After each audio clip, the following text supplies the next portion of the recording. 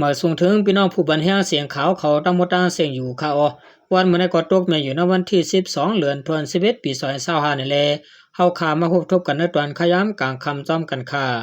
ตอนตาค่ำขึ้นวันเมื่อได้ก็เขาเลยยิบด้าน4หัวข้อข่าวเสดีมาต่างถึงในพี่น้องผู้ปันแห้งเขากว่าอยู่ค่ะอ๋อหัวข้อข่าวที่1ย้อนตับกลางเฮาซึกมานเข้าปล่อยหมากใส่ตีผาก้านแลกวนปืนติมาเจ็บหัวข้อข่าวที่2ก่อนไปออกที่เมืองกุดนั่นที่NLAปันขว้างกวนเมืองคุดเสียงตีปางกอบเมืองกุดเสขึ้นเก็บเอาศูนย์ตีกวนคุด70วากหัวข้อข่าวที่3จอมพ่อหลวงเมืองไทยพร้อมตาเฮ็ดไว้กับตุปัญหาการมาใหม่หัวข้อข่าวที่4ซึก MNDAA ปันตัวตามตายกวนหาเกาะตีเมืองโกในขาออกวันดังในเฮาข่าววันกันกว่าถ่อมต้วยหัวข้อข่าวที่1แต้มต่างไว้ว่าย้อนตับกลางเฮาซึกมานเข้าปล่อยหมักใส่ตีเวียงผาก้านั่นแลกวนปืนติมาเจ็บในจอมกันค่าเมื่อวันที่11เดือนธันวาคม2025เมื่อวานในยามบ่ายวันหมอก1โมงครึ่งนั้นกรมศิลป์ซึกมานเอาเฮือมินเข้าปล่อยหมักใส่เจอหิมวันลงคินเสเวียงผาก้านเสเมืองขังนั่นแลเฮ็ดให้กวนปืนติไหลมาเจ็บในเอากรมศิลป์ซึกมานเอาเฮือมินวาย12ปล่อยหมักเจอปืนติวันลงคินนั่นแลเสื้ออองติอันตึกเปลี่ยนปางตึกกันดังซึกขางแข่งเอตับกอง6อองติอันยื้อกันนั่นไหนกวนซ้ายก็นั่น10ลาดนี่ว่าตั้งผายตับซุ้ม6นั่นก็ปล่อยหมากลงใส่ตั้งจ้องหมุนเจ้าหมอมองผอมนั่นก็ปล่อยใส่อเพื่อมีในมาปั่นเสปล่อยหมากใส่หึงข้าตั้ง45มินิตีกันทันกว่าติดก็กว่าปล่อยลงใส่ตั้งหมดปล่อยลงใส่ลายลุกนั่นเตอำไปไล่คู่คาวันไหนเกี่ยวกับเลยร้องในกวนเมืองผากันก็1ลาดนี้เทียงว่ามากันคอมมิชชั่นซึกมันเขาเอาเฮือมินปล่อยในตีกันทันกว่าติดนั่นปล่อยใส่ยะเฮือนหลัง1เสียวเฮ็ดให้มีคนเมืองปืนติมาเจ็บซ้ำในนั้นลูกอ่อนกว่าปะในยาวตีตั้งหมอจีจะอึ่งลงคินันก็คอมสินซึกมาในตั้งตับซึกเขียเอคมตั้งเคพีดียบเขาตึกมีเงาลายลองเคียงแข่งกันไว้อยู่ในข่าวเมื่อวันที่10เดือนธันวาคมปะนั่นก็เที่ยวกะคอมสินซึกมันเขามาผ่านยาหมากอันตะปองสุเขียเอเคพีดียบหางไว้ที่นเกวานหมอจีจะและวานลงคินันเสมีคนตาย2เกาะในยาวเมื่อวันที่9เดือนธันวาคมปะนั่นก็ซึกมันเขาถูกยาหมากตึกที่หิมเซนตังหมอจีจะปังเลียนกอบนั่นเสเตือนยานางยิงก่อนหนึ่งอันขี่รถคือมาหิมนั่นไล่ตายกว่าในข่าวที่นับปืนตีผากานั่นคอมสินซึกมันมีรอเฮียนซึกหลอดตึกตาเตียกุ้มกำไรปืนติตาปางลึกตังเลสั่งไรเปลี่ยนปางตึกกันดังตะปองสุเขียเอเคพีดียบเขาในข่าว10สนาวข่าววันกันกว่าทำด้วยหัวข้อข่าวที่2แต้มต่างไว้ว่าก่อนไปออกที่เมืองกุนันเทียนเอาปันขว้างกวนเมืองคุดเสียงตีปังกับเมืองกุเสขึ้นเก็บเอาศูนย์ตีกวนคุด70วากไหนจอมกันค่าเมื่อในวันที่12เดือนธันวาคม2025หลังไฟซึกเตรียมล่ามเขาณเจวิงนำสันมานตรงปื้นเตียนมีเจ้าปลองเขาอยู่เช้านำนั่นตีเมืองกุดตึงตาลึอันเทียน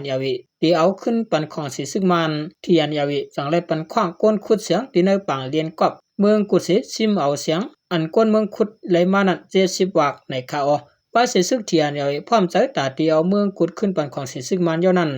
ยามเดียวเขาเอาอองตีลินกอบเมืองกุดมาวางตีอันยามปันสุนตีจุ่มซึกว่า UWSA แลเจ้าของโครงการขุดเสียงเขามาขุดมืออ่อนตั้งนั้นปันขว้างก้นปืนตีเขาขุดเสขึ้นเก็บเอาสุนตะ70วากปลายในยาว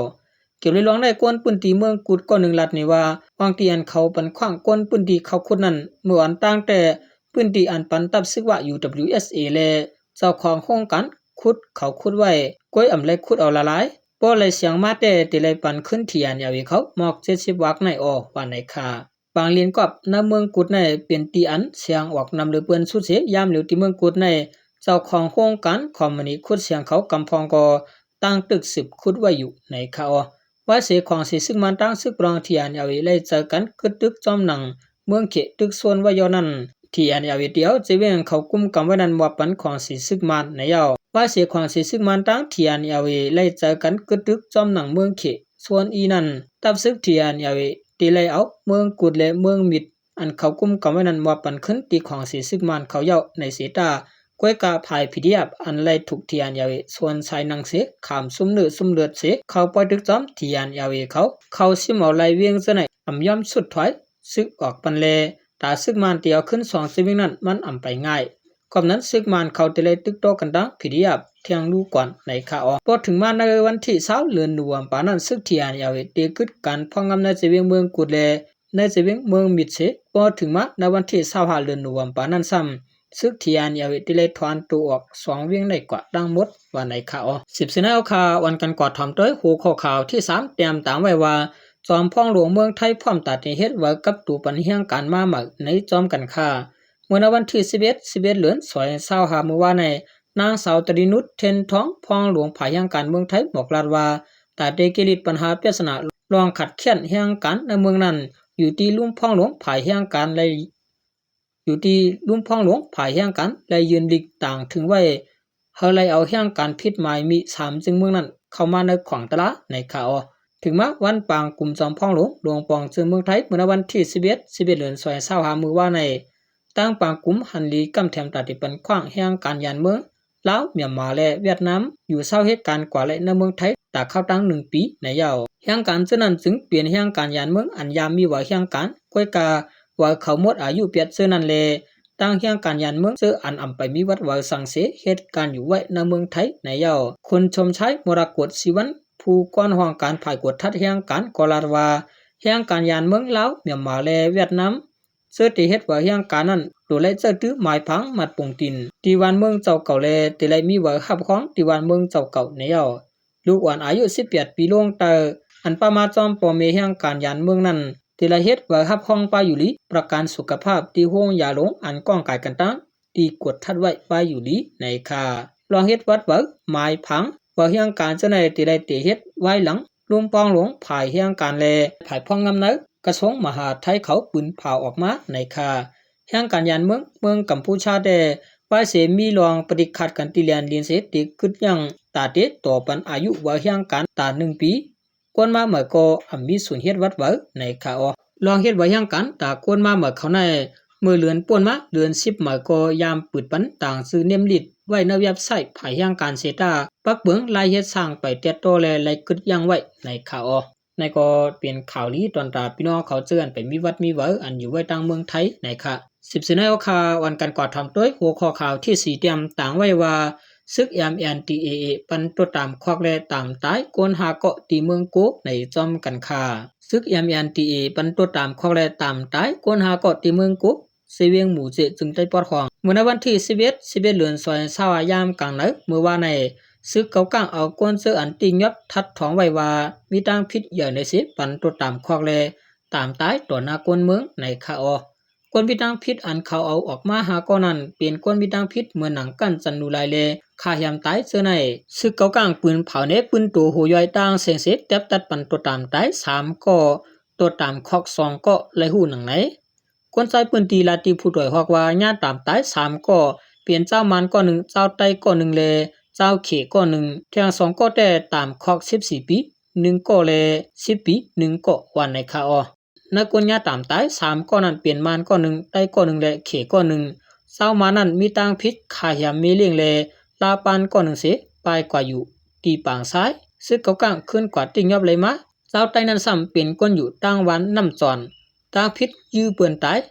เจ้าเขอัญญาตามตายนั้นก็เป็นก้นอยู่วันน้ำจอนหนังกันรวยตั้งพิษโมกันเสพันเสือก้นอยู่จอมกันเลยจากญาตามตายไหนก้นยินหันจอมลาดนี้หนังไหนก้นหนังญาตุกคอกนั่นแต่ก้น1เปลี่ยนเจ้ามันเปลี่ยนก้นโหปังค่ายมาอยู่ลาเซียวมาปืดหันขายยาเสพิษโมกันดังก้นเหตุการณ์จอมกันเลยจากญาติตามคอก14ปีเที่ยงก้อน1ก็เปลี่ยนก้นมันตรงเปียงเสมาอยู่ที่กดขายมาเหตุการณ์ป้อมหมักอูดซ้ำกันจันดูไลนางเมเปิ้นเลจากญาติตามคอก14ปีกวนปืนตีลาดหนังไหนเมื่อในหนังเก่าเมื่อวันที่26เก่าเดือน25ยามกลางแล้ว7โมงซื้อเก่ากลางเอาก้นจะมีดังพิษเดี๋ยว7ก็ออกมาปั่นเล็บเนี่ยกวนเมืองเวียงเสียนวิเยาปั่นตัวตามขายามตายตัวหน้ากวนเมืองกว่าหนังไหนหนังเก่าในข่าว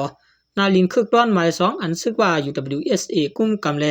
นาลินคึกร้อนหมาย4ตับซึกเมืองละ NTA กุ้มกำไว้นั่นพอมีคนมีตังพิษนักหนาหาวเฮียงไหนไก่ปงตัวตามตายปันตังพิษตัวหน้าตัวตากวนเมืองจังไหนมาตาเสย้อนตังพิษอย่าเฮียงเสยื้อตายตัวหน้าตัวตากวนเมืองตั้งนำเกาะยามมีมาในข่าวลองได้อยู่ที่จุ่มตรงหนึ่งสุนได้สุนเป็นก้นเมืองวันตกอำพันลีจอม เมื่อวันที่26สิเหลือนสวย25นั้นก็จะจึงยุโรป EU ออกลิกปืนเผาไว้พื้นหนึ่งเศษซ่อมไว้ลองปันตัวต่ำหาเฮียงต่อหน้าคนตั้งน้ำในคาออันเขาปันต่างตายมาในก็มันจะมีปอกเดียวในค่ะเนาะเลื่อนสุดมาขอบใจอย่านำถึงพี่น้องเขาเจิญเป็นผู้เตรียมข่าวแลผู้ถามข่าวเขาตั้งหมดตั้งเสียงอยู่คาอเมื่อสูงตั้งเสียงข่าว